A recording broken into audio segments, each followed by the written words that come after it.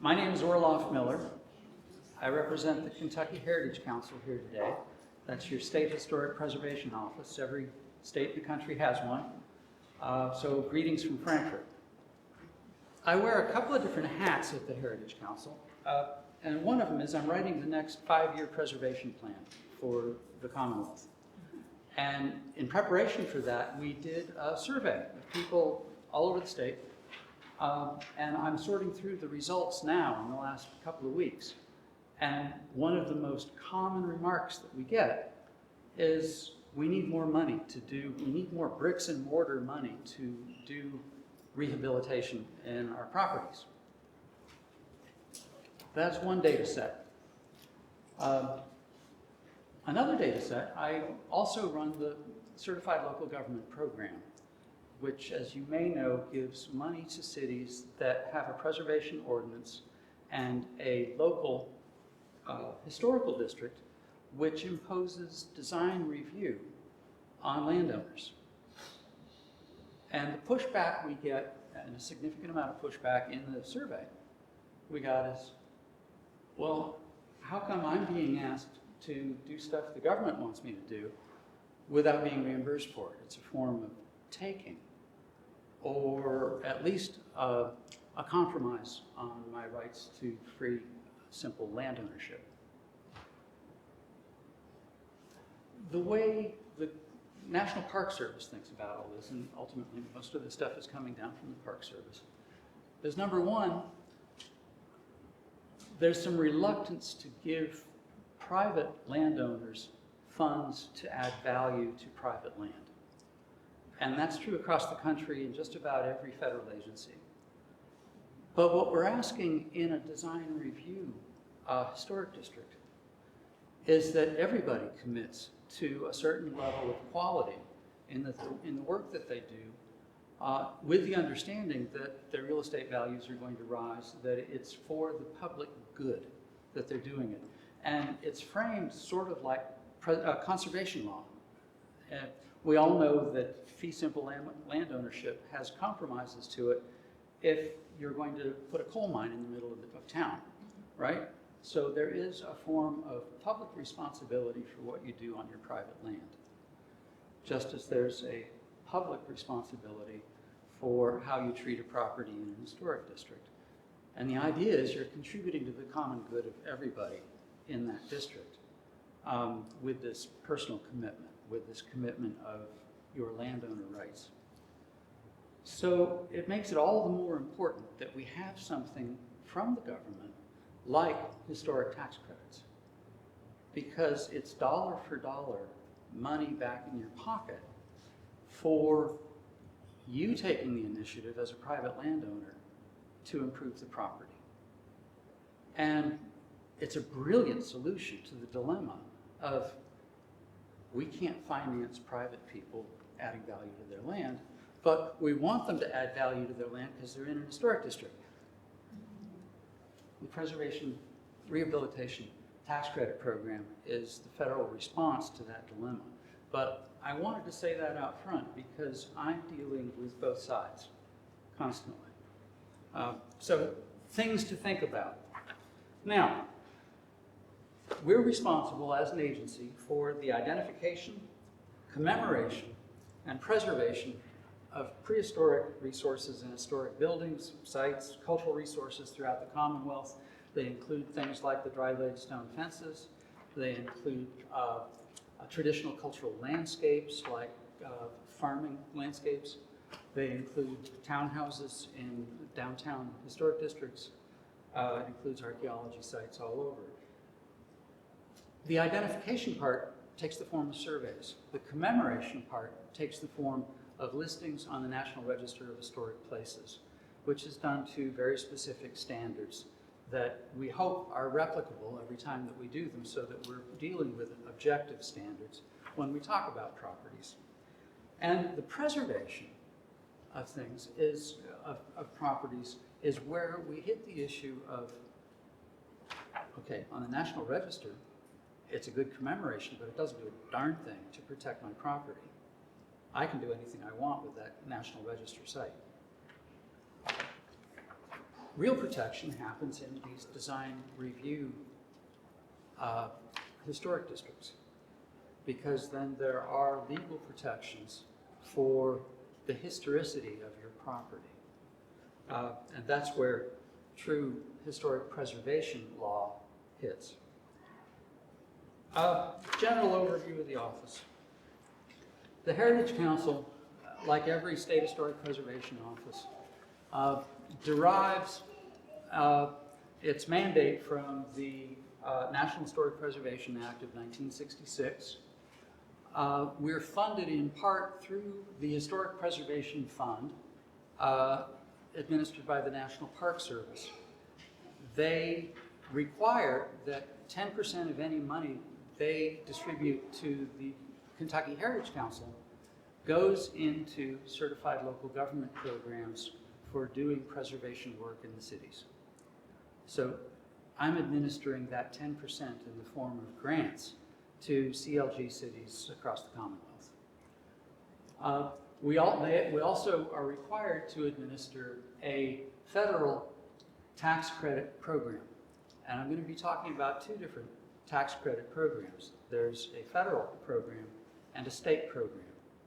The good news is they're additive. You can use both of them, one on top of the other, for the same project. And we'll go into the details on that. They're widely recognized as being instrumental in preserving the historic places that give our cities, our towns, our communities their special character.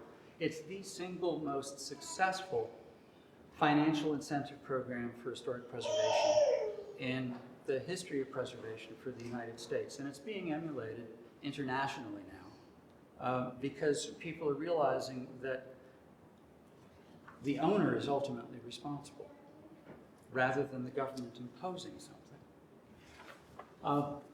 It returns underutilized properties to tax rolls, it enhances property values, it creates jobs. Yes, yes, yes. It does all those good things. Well, the tax credits are different from tax deductions. Deductions lower the amount of income subject to taxation. You make $80,000, you're taxed on $60,000. A tax credit lowers the amount of tax owed on a dollar-by-dollar basis. So whatever your tax liability is, it can be lowered dollar for dollar by engaging in this program.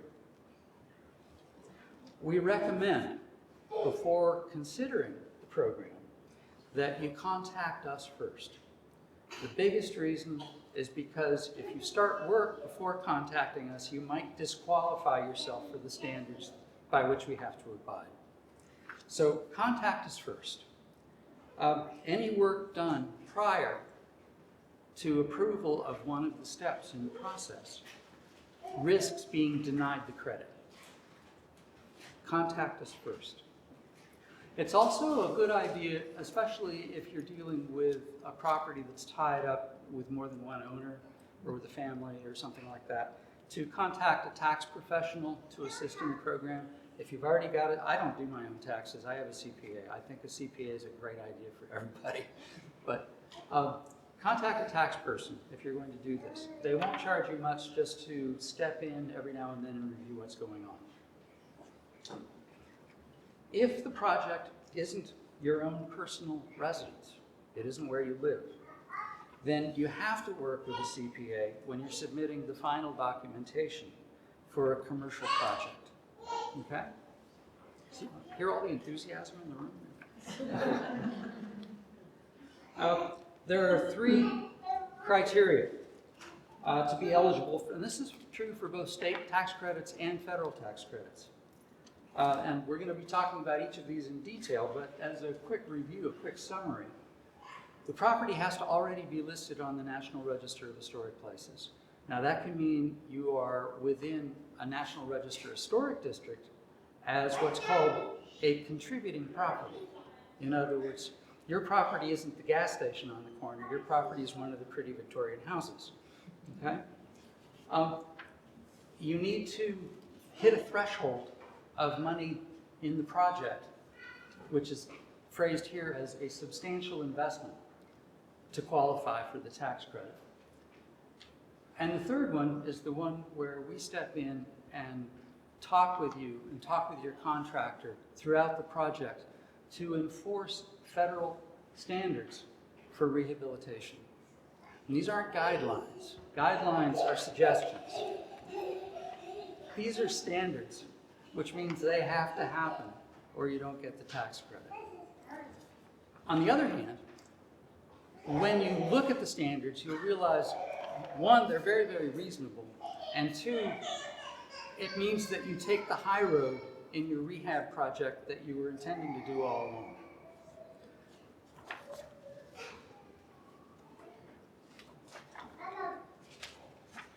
Okay. The federal investment in historic preservation has been in place since 1976. In that time, $102 billion in private investment has gone through the program for over 46,000 historic properties. This is a really successful program. The federal credit is a 20% tax credit for expenditures spent on your rehab project. And that's 20% right off the top of the tax you owe for the years that you take the credit. The federal ones, unlike the Kentucky ones, are only available for income-producing properties. And I've seen that defined fairly liberally. A farm is an income-producing property. It can be a commercial property, it can be an industrial property, it can be an agricultural property, it can be a rental property that's residential. We've had projects that applied for credit to historic buildings on working farms, and that passed just fine, sailed right through. There is no spending limit on an individual project for a federal tax credit. But you can't transfer or sell it immediately after you're done. This is intended for your income-producing use. It's not intended for people intending on flipping a property.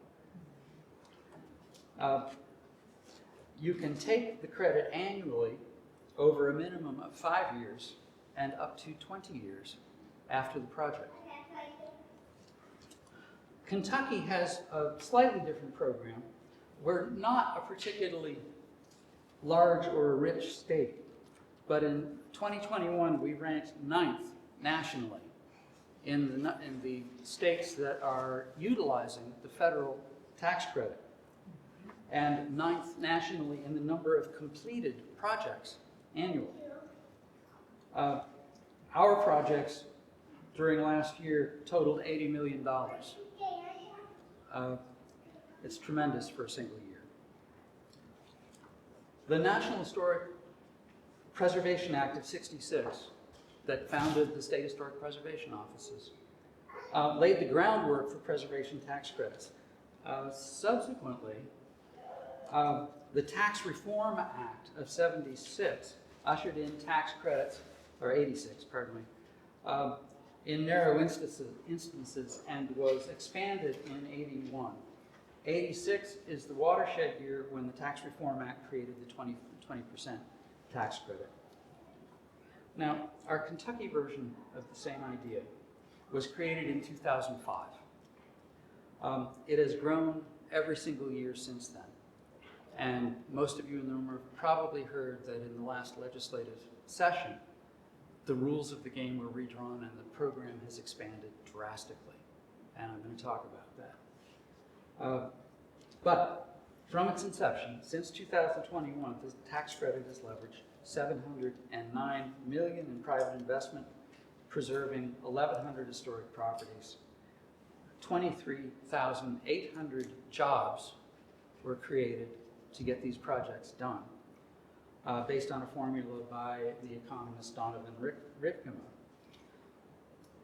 There have been changes over the years that have included a provision to recapture unused credits after 3 years, and now there are big changes ahead in the coming years.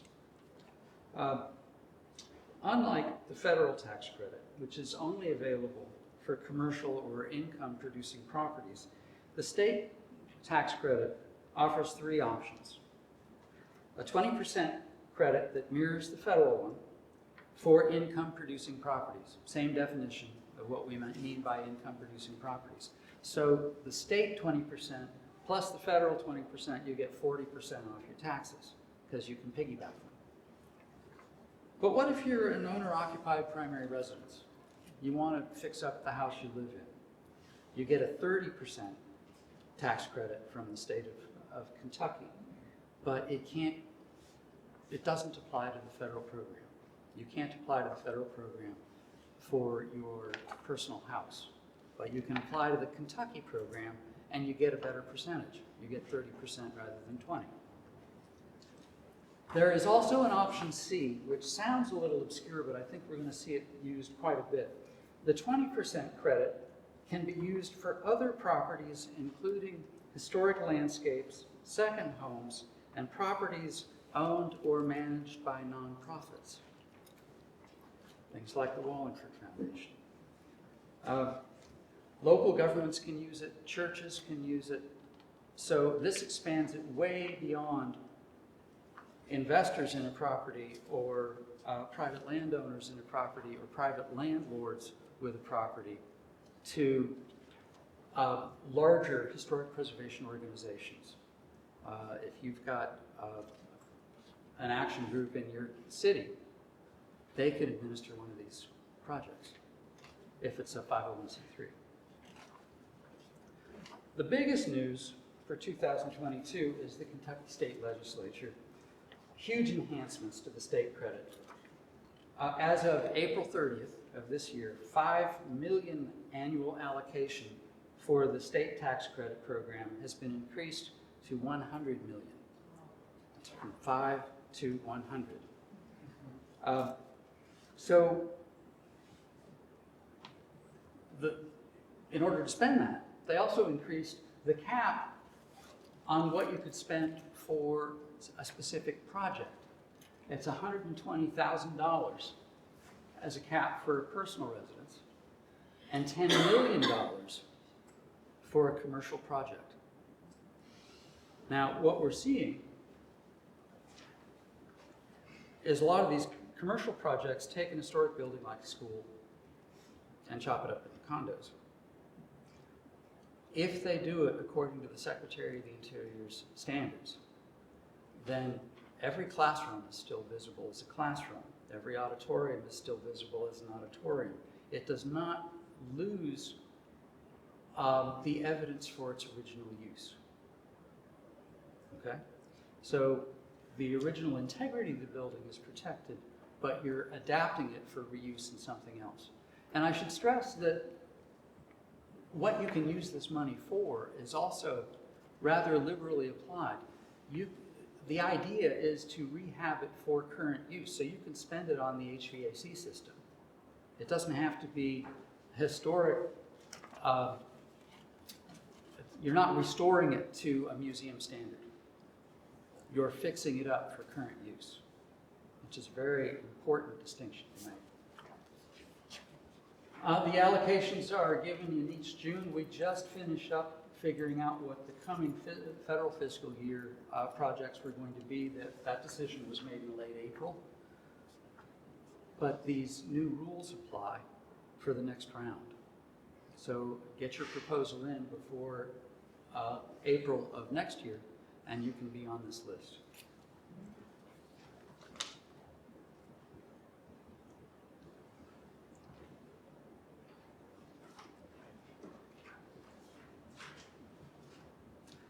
I should also point out that previously, let's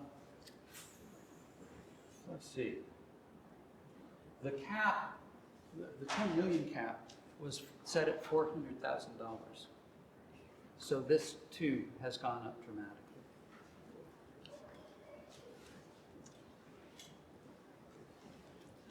In 2021, we had 113 state tax credit projects from 20 counties.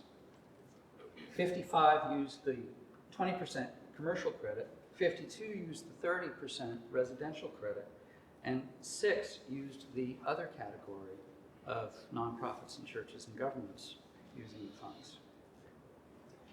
101 of those applications were approved pending completion of the work. These approved projects represent $136 million of private investment here in Kentucky. This return on investment is going to skyrocket with this new $100 million program. And the increase in the individual project caps. When the legislation first went through, the one guy in our office that administers this program about had a heart attack. Until we went back to the legislature and said, hey, he can't handle all this work. We're going to need a few more people. We're going to have 5 people administering this program rather than 1. And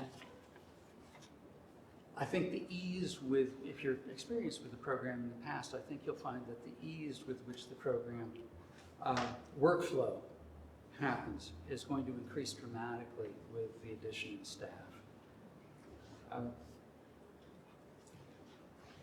Speaks for itself.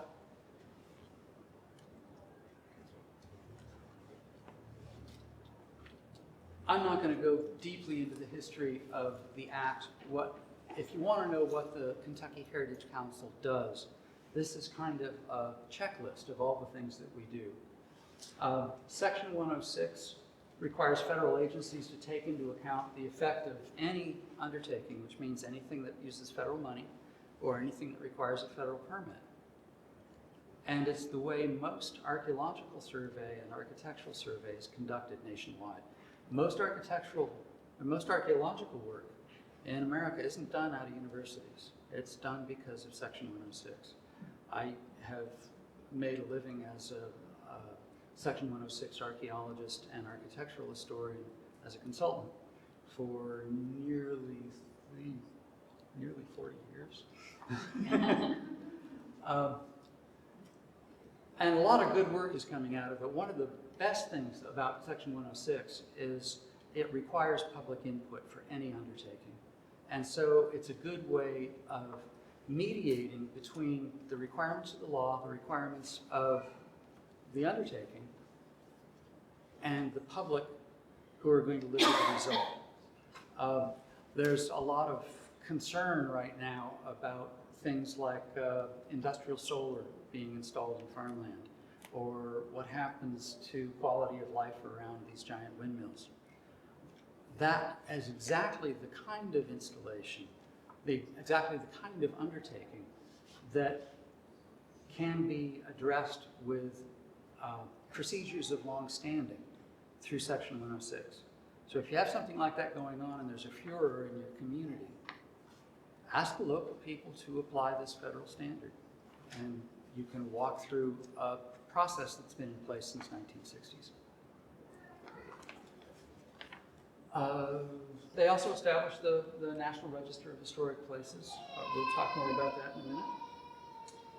But here's the question I'm sure everybody in here really came to have answered. What do I have to do to get the money?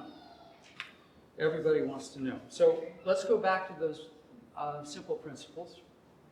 Your building is eligible for listing on the National Register, and we'll talk about how that happens.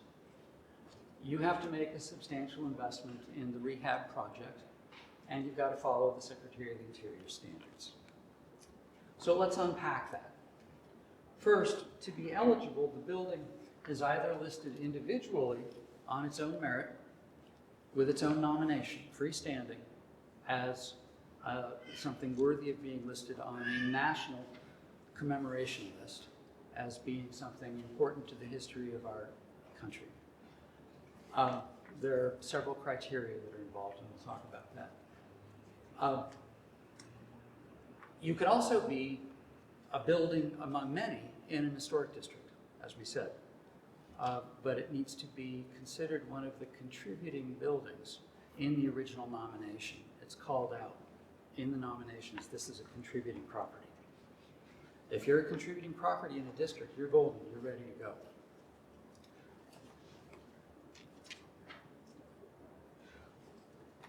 We're happy to confirm your National Register status if you call our office or email us. We can find out very quickly whether you're already listed. If it's a little more complicated than that, we can refer you to our National Register coordinator who can walk you through the process. If you find that your building is not listed on the National Register, you may want to look into putting it on the National Register in order to claim the credit.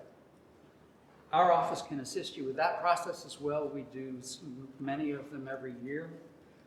It is not rocket science to write your own, but it is about as hard as writing a high school term paper. So think about that level of effort first. There are consultants out there that would be happy to do it for you and will charge accordingly. I was one of those. Kentucky ranks 5th in the number of listings on the National Register in the country. Among 50 states, we're number 5. And that's really because of the abundance of historic resources, but it's also because Kentucky's early and continued efforts in survey of our architectural stock, of our archaeology sites, of our rural landscapes. And that's an ongoing effort.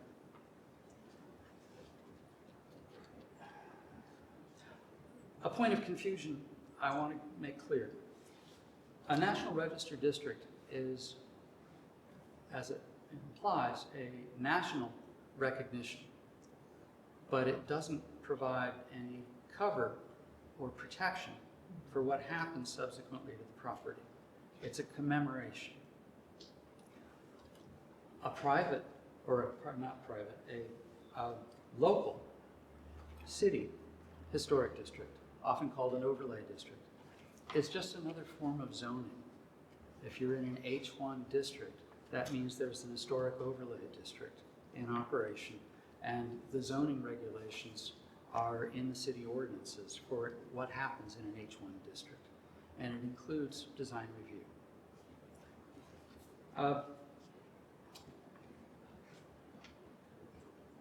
Okay, yeah. I just spoke through this slide without advancing it. By the way, the video on this will be available to you after the conference if you're interested in obtaining a copy. Let's talk about the criteria. And I end up talking about this a lot because I'm training people on how to do this. There are 4 criteria for listing on the National Register. Don't read the slide because there are actually 4, not 3. Is the property historically associated with an event important to the country? The sands of Kitty Hawk, Saratoga Battlefield, an Underground Railroad site.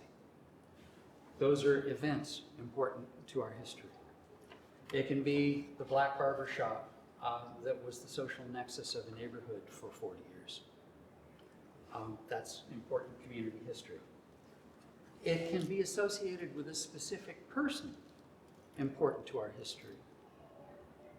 This is where Ulysses S. Grant grew up. This is where Lincoln gave his address. This is where a debate happened. This is where the Civil Rights March occurred. Those are all eligible because they are associated with an event or a person. The third one is what people call in shorthand the architectural criterion. And it's basically saying, we're going to look at the workmanship, we're going to look at the design, we're going to look at the materials of the house, and then we're going to study how well it still expresses the original design intentions. In other words, what integrity does it still retain?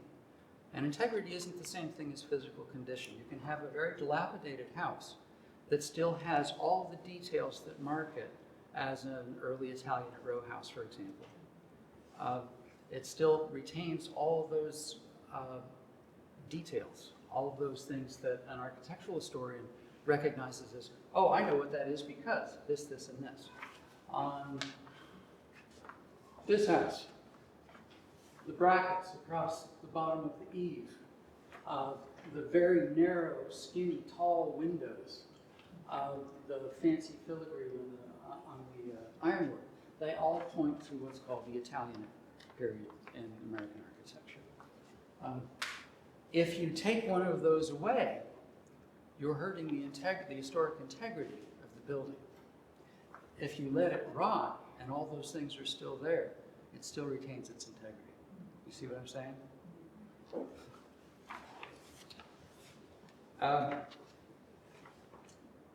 The last one, the fourth criterion, is a research criterion, and this is how archaeology sites end up on the National Register. There's some quirk about this property that means it retains research potential. I can show you a dentist's parking lot in Old Washington in Mason County that is the site of the first boarding school for girls west of the Appalachian Mountains. But now it's a dentist parking lot. It has research potential. It's actually eligible for the National Register based on what's under that parking lot.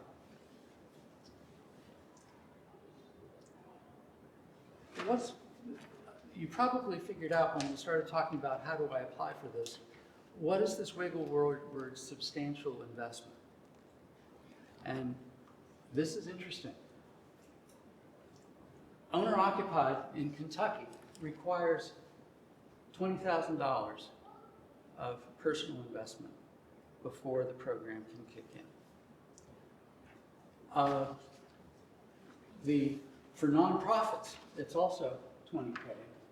And for commercial properties and federal, it's $20K or what's called the adjusted basis. And here's another place where it's a good idea to have a CPA available to you. What is adjusted basis? Well, let's talk about this for a second first. Remember those things I talked about before we started the slideshow? About, here's the issue of the Park Service not wanting to grant just for a private landowner to add value to their house. And that's true across the federal government. You know, we live in a capitalist society, so we're all supposed to be taking care of our property. And the idea that, well, in an historic district, we're asking you to keep things up to a very specific standard, so maybe it behooves us to offer some form of funding, and here it's very indirect. You have to invest in a project in return for a tax credit. One of the other issues that came up in that statewide survey for the preservation plan was people saying, well, this tax credit only really serves the rich. And I thought, well, how do you define rich? But if $20K is the threshold, then they have a point. I think the next thing we probably need to be thinking about in terms of how to enrich the program, how to make it better, how to make it more accessible to the greatest number of people living in our historic districts, is to lower that threshold a bit so that people of very limited means can still participate. Because it's the people of very limited means who, faced with the situation, are more likely to walk away and commit demolition by neglect. Granted, there's a lot of landlords out there that are doing it right now too, but let's assume everybody's working with the best interests of the community in mind. This is one we need you to agitate for. Let's lower that threshold a little bit. Okay, what's adjusted basis? This is an accounting concept. Basically, the purchase price of the building minus the cost of the land. Separate those two concepts out. The purchase price of the building minus the cost of the land. Add any past improvements that you've made before this application. And subtract any depreciation you've taken on the building on your taxes already. Okay? So it's 4 clauses in a single sentence. No wonder you need a CPA. Add and subtract and add and subtract. But it kind of makes sense when you parse it out, when you treat it as algebra. You're figuring out what you've already asked the government to cut you slack on. That's your depreciation. You're adding in any improvements that you've made before this application. And then you're separating the land away from the building. And it kind of makes sense what they mean by an adjusted basis. It becomes critical if you're dealing with large commercial properties, because this often is a much different figure than the 20K. It might be millions of dollars.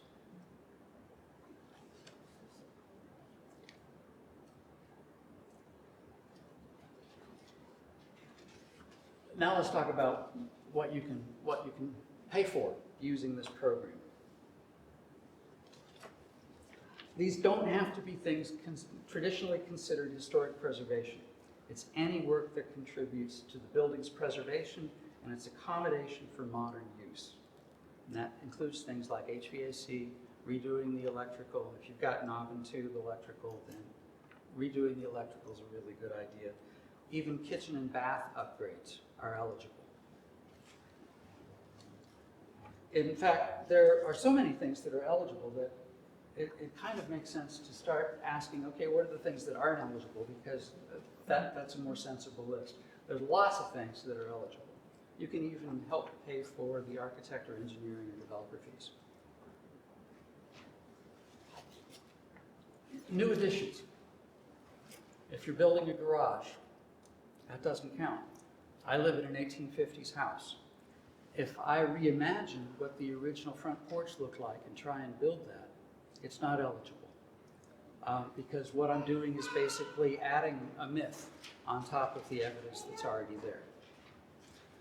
Demolition costs aren't eligible. Parking lots, sidewalks, retaining walls, landscaping, the cost of buying a place is not eligible.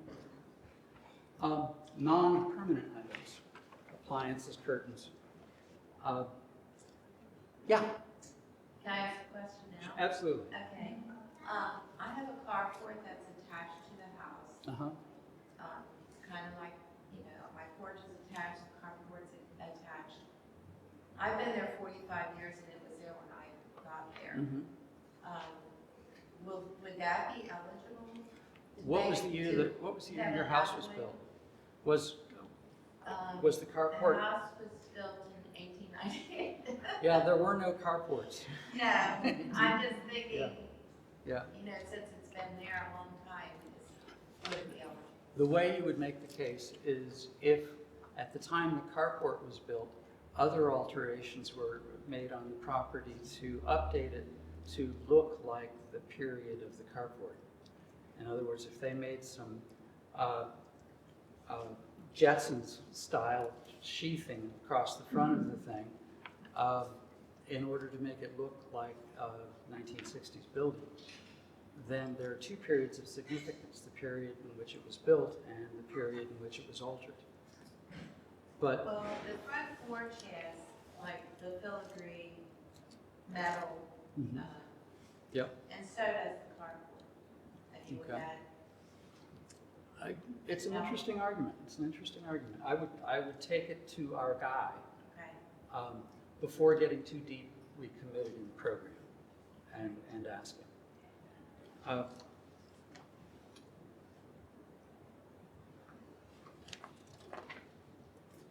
Finally, in addition to a building that's individually listed or located within a district and that you've made a substantial investment, this last point of the project is that you've got to follow the Secretary of the Interior standards. Now, these sound intimidating, but they're a booklet that you can look at online or you can order from the government. It's just a booklet. Historic properties. Is this the right slide? Yeah. Can be worked on using any one of 4 different treatments. A preservation standard is to mothball the building for a future generation without doing any work. It's basically keeping the weather out, okay? That's a preservation standard. A restoration standard is typically used for strict museum-level restoration. You know, you don't want electricity if there wasn't electricity. You don't want heating if there wasn't heating. That's a very strict standard. The reconstruction standard is used when you're moving a structure or when a portion of the building has been lost and must be rebuilt. It's the last one that applies here, the rehabilitation standard. It's the one that guides the historic rehab tax credit project. And in this, we understand that historic properties don't always work for modern uses. 100 years ago, buildings didn't have bathrooms in it. The National Park Service, in their infinite wisdom, has decided we all need bathrooms, so they can be accommodated in a rehab project. Anything you do to help the building meet modern needs is okay. The 10 points of the rehab standards, and like I say, it's just a booklet. The property's going to be used for its historic purpose or be placed in a new use that requires minimal change to the things that define it, to the elements that make it significant, that make it eligible for the National Register. You don't mess with those. In other words, you keep the classrooms intact when you subdivide the school, okay? The historic character of the property shall be retained and preserved. Those are those defining elements. They also might be defining materials. If it's wood clapboard on the outside, you got to replace it with wood clapboard. You can't create new changes that create a false sense of historical development. Remember that porch I want to put on the front of my house.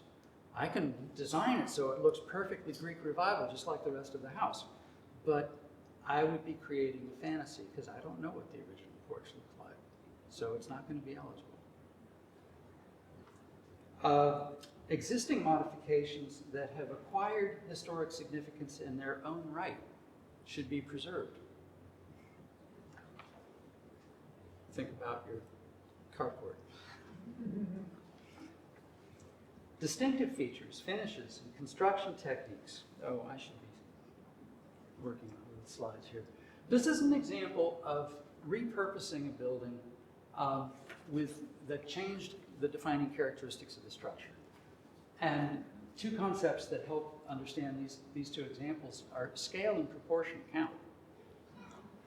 And here, the roof line doesn't match. You've got a bigger house on the second floor than on the first floor. Same kind of problems here, you know. There wasn't much sympathy for the original structure in either of these. Historic character, the defining features of the property were not retained. New changes that create a false sense of historical development. Existing modifications that have acquired historic significance in their own right. Now, this can be a problem for downtowns. If the new owner doesn't want the neon sign out front that says eat because it was a diner.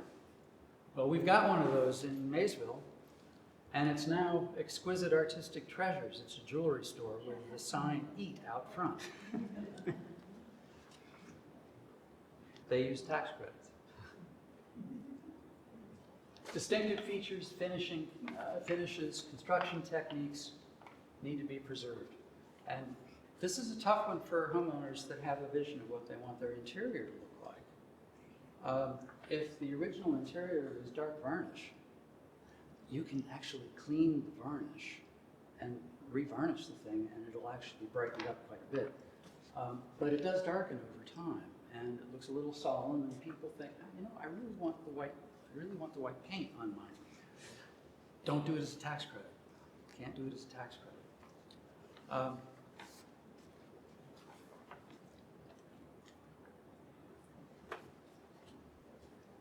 In every possible case, repair rather than replace. this is kind of a precept of anybody working with antiques, or, including antique motorcycles and cars. If you can repair it, don't replace it. Don't put on that aftermarket part. It's the same thing here. We've had good presentations on how to restore the windows. This is probably the biggest cat fight in historic preservation. You can get federal encouragement to replace your windows to make them more energy efficient, and you can get federal encouragement to not replace your windows because they're historically correct. You're getting mixed messages. I apologize. The state had nothing to do with it, but it is a problem. We redid all of our windows, and this was a two-story Greek Revival house. They took out the sashes, they stripped them, they reglazed them, they repainted them, they put them back in. They put new window sash cords on them, and where it was necessary, put new weights on them. The total cost was about $300 a window, and that is the nationwide average. It's very difficult to buy replacement windows that will go through your design review board for that price. It's actually cheaper to take the high road, to do the right thing. Treatments that cause damage to historic materials. Don't let anybody tell you it's okay to pressure wash brick. And Lord help you if you bead blast it or something like that. You'll ruin the building really fast. Don't use Portland cement instead of mortar.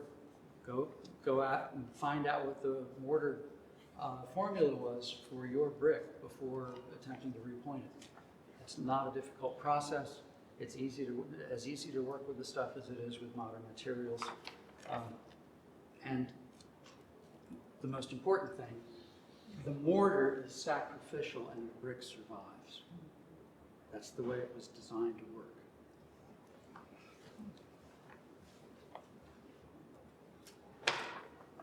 Significant archaeological resources. We have had stumbling blocks with large commercial projects that brought in a backhoe before they called us, and they found stuff, and they blew through it, and then they called us. Most landowner renovations or rehabs are not going to worry about archaeological sites. You should be thinking about things like stone fences, though. You should be thinking about the other parts of your property that may have historic significance. They are contributing elements to your property and are just as worthy of rehab as the house, and are just as eligible.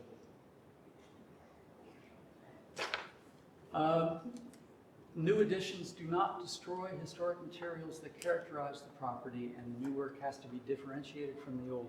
This is probably one of the most misunderstood standards. People tend to think it means I have to put a modern building as an addition to the historic structure. It's not true. This is rather sympathetic here as an example. They picked up on the scale and proportion, they picked up on some of the defining characteristics, and they mimicked them, but didn't slavishly mimic them. They didn't put in the same kind of windows, and they add a feature just enough to point out that it's modern. Any of you familiar with a property in northern Cincinnati called Peterloon? It's this marvelous colonial revival, and whoever did it had a marvelous sense of humor, because the downspouts have things like baskets of poppies rolling out and things like this, and it's just enough to make it obvious that it's a modern building, but it looks like a Renaissance sculpture of a basket of puppies. It's marvelous. New additions shall be done in such manner that if removed in the future, the integrity of the original structure is unimpaired. People get this one wrong when they start installing flyways between buildings and things like that, because you've got to fix that hole you put in the building if the addition ever comes down. if you have exterior doors to an old porch, then this would require almost no modifications to put on that addition. And it's actually a fairly sympathetic addition.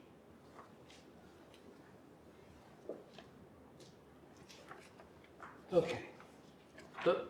Those were the Secretary of the Interior standards. That was it. Yeah. Question, I'm a little confused. I thought you said you couldn't do addition. It wouldn't cover addition. You can do additions. Oh, you can't. The guidelines are, the standards are there for more than just the tax program. But the tax program individually says we won't pay for additions. Okay, thank you. Yeah, I'm sorry, that's a good point. So the process, how do I apply? It's three parts. The first part is simply proving that your house is already listed on the National Register. Your property is already on the National Register. It's called Part 1. It's simply documenting the property status, and we can help you with that with a phone call. There's a piece of the documentation in Part 1 that you need to do before you start any work, and that's go around with a camera and take before pictures of everything that is going to be modified. And preferably well-lit, good photos. They have to be 4x6 glossies. Circles and arrows and a paragraph on the back of each one explaining what each one was to be used against us in a court of law. We love before photographs, and you don't have to clean house before you make them. Everybody understands somebody lives there. That's not the issue. That's not what we're looking at even. We're looking at what are the original features here? What are the character defining features of the building, like the mantelpiece or the door slam, or the use of the room. There are lots of different ways of looking at it. Make a floor plan and put arrows showing the direction of each photo, and then number the photos and put the numbers on your floor plan. Okay? It's the same way that an architectural historian surveys a house, surveys a building, when they're studying it. And it's a useful way for you to think about the history of the structure as you wander around doing it, because likely you'll find modifications that happened after it was built, just in the process of taking the photos. And the floor plan can also be very helpful in discovering unknown voids in your interior. I did measured drawings of a Masonic lodge years ago and discovered secret spaces that were used for initiation rites because there were voids in my floor plan that didn't work. And sure enough, when I went back and looked, there were these painted grottos and skeletons on the walls and all kinds of interesting things. Part 2. All you're doing is documenting your intentions for the rehab. This is the scope of the project. You should develop Part 2 in consultation with the Heritage Council, with our tax people, so that you can ensure that you didn't go to all this trouble and then it wasn't eligible for a reason that we've already described. But walk through the Part 2 with that person. Yeah, I want to recreate the old storefront that was covered over. I want to put the windows back in. I want to put the brackets back up. That's your Part 2.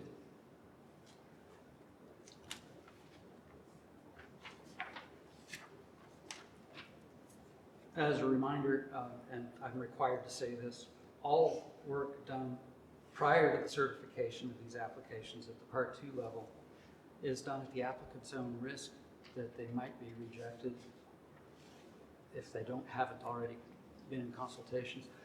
What happens most often is somebody wants to put in a coffee shop and they're in a pretty little brick Italianate building and they tear the plaster off the wall because they want that exposed brick as this bohemian look in the coffee shop.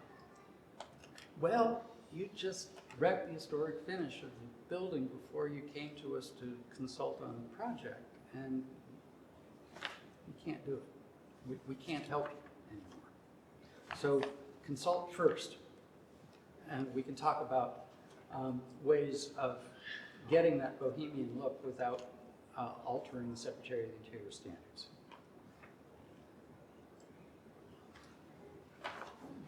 The request for certification of the completed work, this is the last part. This is the part that goes into the permanent record with the National Park Service. And it's the part that creates the paper trail for the Department of Revenue that says, yes, the project has been completed. So all three parts are necessary. This is the same building as that.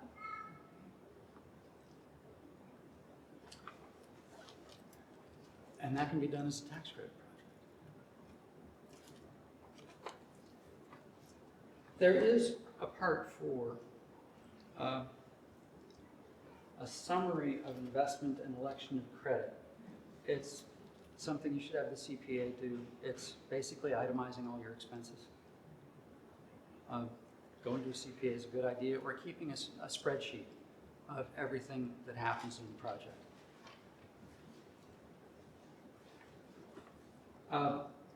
If it's a commercial building, there's a federal requirement that a certified public accountant signs off on the Part 4. This is a lot of information. You're not going to take it all in right now. I used to teach, and we were told that students retain about 10% of everything that you say after 5 years. And it's something like 50% the next year. So you really need to think about how much time you're going to spend on the niceties. Everything that I said, you can find on our website. You can find the Secretary of the Interior standards on the National Park Service's website. And we have more staff now to help you through the process if you elect to do this. It's a very, very effective way of funding historic preservation, and it's happening nationwide. But we're lucky enough to have a state program that will double the effect. We're very fortunate to have that. Not every state does. Michael Radke is actually the fellow who was supposed to be here today. He is the guy that administers the program and is the guy who would be looking at all those photographs. He has pneumonia at the moment, so we hope he's back soon. These are various websites. Most of them are pretty intuitive. If you Google federal historic preservation tax incentives, or even just federal tax credit, it'll take you to that site. The application forms are available online. Frequently asked questions is a good one for both state and federal. That's online. And here's the Secretary of the Interior standards. Now, are there any questions? Yes. I've used this program maybe like 3, this might be my 4th time. I love it, love it, love it. I'm glad to hear that. Yeah. I mean, it's a lot of paperwork, like taking a lot of pictures, and that's one of my questions. This year's project that we're doing is where we have a brick Victorian, that was built in 1897, and we're painting the trim. So if I'm not doing one thing inside, now in previous years, we were able to use the program, and it was for rehabilitation for the inside home. This is just exterior. Am I taking pictures of just all sides that is being painted? Am I also having to include interior pictures too? You shouldn't have to do interior pictures too if the project's limited to the exterior. But I would definitely confirm that with Mike Radke first. Okay, okay. Yeah. Because last year we did tub pointing, and I think he may have wanted interior pictures then. We always make doubles, Okay. so it was Yep. an easy thing. Like I said, this is like our fourth floor room. How many of you own historic properties? I'm sorry. How many of you own historic properties? Okay, everybody does. Do this for your own sake, not for the program. Get one of those laser measuring things. They don't cost very much now. You can get them at Lowe's. And you can get the dimensions of a room in 2 clicks. It'll tell you, you stand in one corner and put it up against the wall. There's that measurement, here's that measurement. Write it down in a notebook and then draw it out one room at a time and create a floor plan of measured drawings.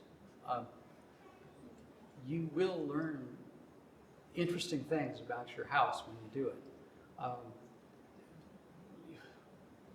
Utility chases you didn't know you had. Flues you didn't know you had. Chimney bulwarks that are padded over that you didn't know were there. But the space is obvious in a measured drawing. It's well worth it. You just play house detective for a little while. And if you go to the trouble of taking those photographs and labeling on the floor plan where the photographs are, you've done the bulk of the work for part 1 just for your own sake, just for learning more about your house. And you can do that without contacting the Heritage Council. But if you elect to go forward after that, you're already armed. You've got it. It's already in hand. I did it with our house because as an architectural historian, I'm nosy and I wanted to know what was going on. All kinds of interesting things. Our house had a dumbwaiter that went up to like a butler's pantry sort of thing. What's this space here in the floor plan? What was that? Lots of interesting stuff. Other questions? Yeah. A few. So how long do you have to own the commercial property for the federal tax credit? Well, that's a good one. I don't know the answer to that. Okay. I know you can't flip it immediately after participating in the program, but I'm not sure how long your tenure has to be on the property. Okay. That's a question for Mike. Yeah. And then I have a scenario where I'm having someone sell a house that is on the National Registry, and the carriage house is old and great, but it is beyond disrepair potentially. But we don't want to, ruin the potential tax credits for the new owner. So, but I'm wondering, what are the options for the new owner? Could they, would they propose a plan to rebuild the carriage house? Or how does something work like that when it's in total disrepair? They're going to encourage you to save it as part of the project. What you would have to do probably is have a staff person come out or get a structural engineer to come out and have the structural engineer document why it's not savable. But there are lots of savable things out there that it's just easier to knock down. And what you have to do when you're thinking about the tax credit project is what's the highest and best way to go about doing this? And how do I plan for that? And if the highest and best use is to do a 2-year project, 1 year you fix the garage and the next one you fix the house, then you get, there's nothing wrong with that. There's no complaint in that. And then you're doing things to the highest standard. There's a term, the best and highest use, that gets used a lot in historic preservation. And it applies to things like churches. What's the best and highest use for an abandoned church? Find it a congregation. What's the best and highest use for a residence? Keep it a residence. It becomes more iffy with things that were undefined spaces to begin with. We have an example on the edge of town here. What's that huge building that's Coming under your care now, Scott, The granary? the granary. There's a huge granary warehouse on the edge of the historic district. It's not in the historic district.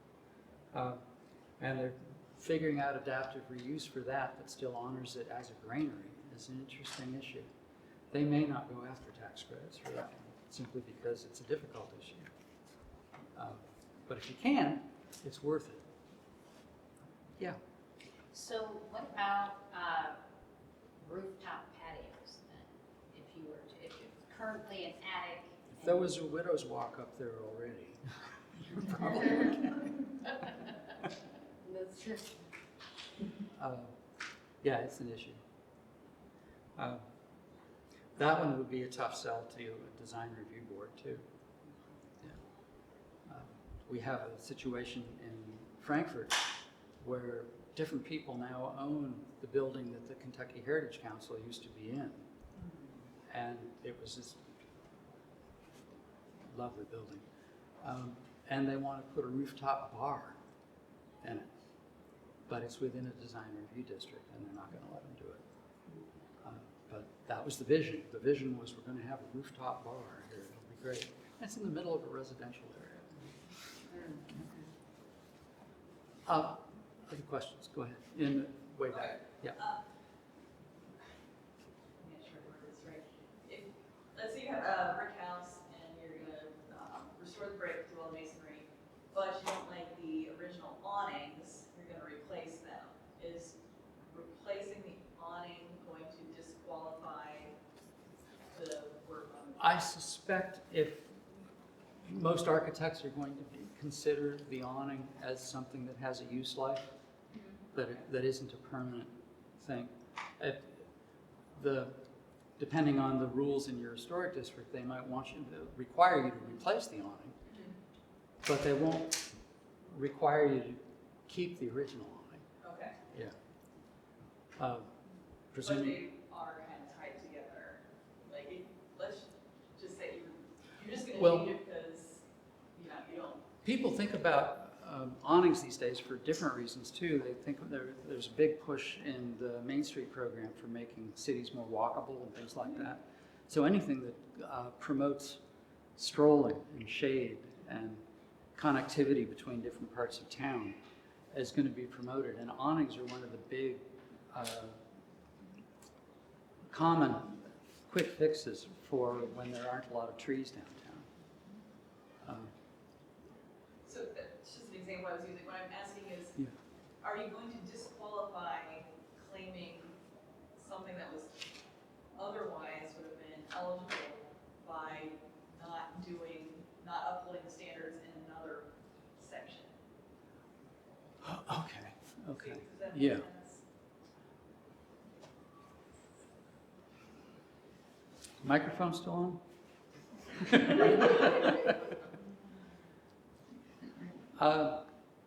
There are some things that it's best to do before the project or after the project, but not during the project. I'm sorry, one, repeat that. No, I don't. No. But again, I'm going to operate under the assumption that everybody's doing what's best in the public interest and the private interest of the property. That has to be our default. I will tell you about a situation we are facing in the office right now with our commercial tax credit projects. And I know we have another question, and I'm going to get to you. We have developers who are skilled in preservation law, who are looking for projects to flip, have created kind of shell game holding companies for who owns the thing, and who will argue with you until somebody overturns whether it's a contributing element in the district or not, just to get it on the register so that they can qualify for the tax credit. Or they will take a building with one function, subdivide it into little apartments, unrecognizable from the original interior, and refuse to send after photographs. or they forgot where they put the before photographs. And what we often end up having to do is staff inspections of these properties unannounced in order to document what we need in order to process the application. And often what we find disqualifies the project. So there are bad actors out there. And quite often these guys, once they're busted like that, they will start a lawsuit that goes on forever and ever and ever because they've got the money for the lawyer and the agency doesn't. And they're counting on us to back down. There are bad actors out there. And that must tell you something about how worthwhile the tax credit is for someone to go to all that trouble. But I want to be an idealist about this. I want to see this money in the hands of the people that need it, in the hands of the people that want to take a high road on their property, that want to hand it off better than they found it, and who are going to get something in return for it. Not just feeling good about what they did for the property, but actually an abatement on the taxes. Now, there was another question. Yeah, so the one example you showed, they had taken down the facade, part of the fake that had been added. Oh, yes, yes. And then restored the outside. Some of those outside, like if parts are missing that were originally there, but they were missing. Right. You can get reproductions, or you can. Yes, there are predicted. That was an Italianate building, and Italianate seems to be kind of the go-to downtown architecture for most of small cities in America, and it's been very worthwhile for old ironworks to put the old patterns back into production so people can redo the storefronts when the ironwork rusts. There are reproduction parts for just about anything that you want. If you're looking for vendors that can provide quality replacement parts for a project, and here it probably should be a commercial project because they're expensive. It's often cheaper to hire a good craftsman, somebody who taught shop, who knows how to use a lathe to make the new pillar, that sort of thing. But if you want a quality replacement part, Google the name Clem Labine. He is the publisher of several magazines that cater to the historic preservation tradesmen and to architects and people who are trying to spec out getting a building built. And they have stuff that is done to the standard.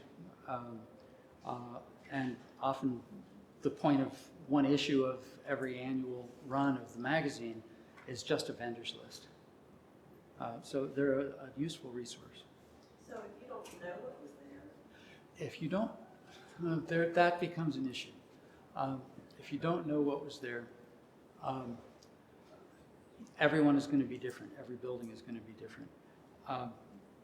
But working with one of our staff persons, you can probably come up with an approximation of what was there that would be recognizable to someone of the period as correct. And it might be because the building down the street has it. But that's a squishy issue where every building is different and you're going to have to come up with a solution for that in concert with a staff person. Right, because I'm talking about taking the siding off of a house, and if this window trim's not there anymore, you've got to put something there. I see what you're saying. Sometimes the trim is there under the vinyl, but is it in an area where there's any hope of getting a historic photograph?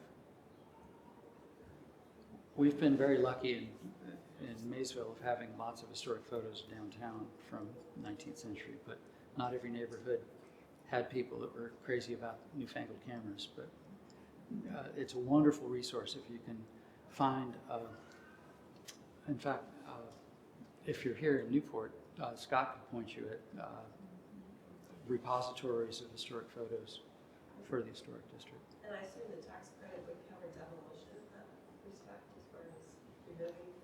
Would what? Covered the demolition as far as removing. Removing the vinyl, yes, absolutely. You can charge for that. In fact, our keynote, Bob Yap, suggests in historic districts as a way of inspiring landowners is to hire a telescoping bucket truck, find 2 landowners that are willing, and having a disrobing day of taking the vinyl off of a couple of buildings on the street front just to see what's under them, and then use it as a teachable moment to talk about how to take care of what's under them. And it's a sounds like a fabulous way of creating some block party respect for what you're trying to do. Yeah. I might have listed in the list there, but on your list of things that, like electrical, roofing, that you can do, where does, like my house has ceramic pipes going out, sewage and all that going out to the street. Where does that fall in? Is that good, not good? Mine collapsed. Okay. Yeah. If it's creating an adverse effect on the house, then you can make the argument that it needs to be done. And since it's an invisible part of the house, you're not going to hurt the historic integrity of the house by updating those pipes. Where you may run into problems if you find that was the trash dump for the people in the 1840s or something. And then you have an archaeology site. I mean, they can, I'm told they have to take the cement in the basement, and I mean, it's a huge project. Okay. I would ask for a consultation with the staff person to bring it up as kind of a feasibility question, and they could advise you. I have one more question. Yeah. On the roofing part of it, if you replace your roof and you go and your insurance pays for it, is that kosher? Still can get the tax credit? Ooh. I don't think so. I don't think so. I think if you've already been reimbursed, then you can't count it towards the project.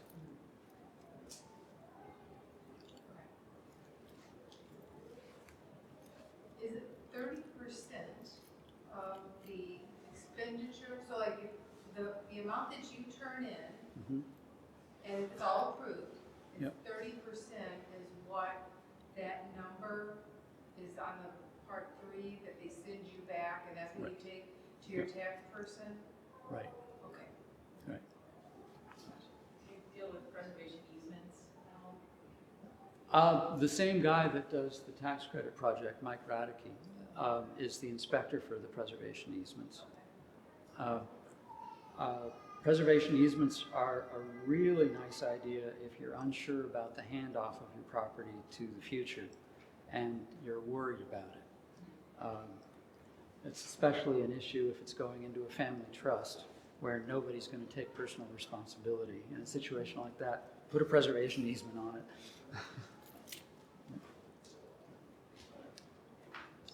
Other questions? Thank you. You've been a great audience. I appreciate it. And please, if you do have questions, call us. We're happy to talk. Thank you.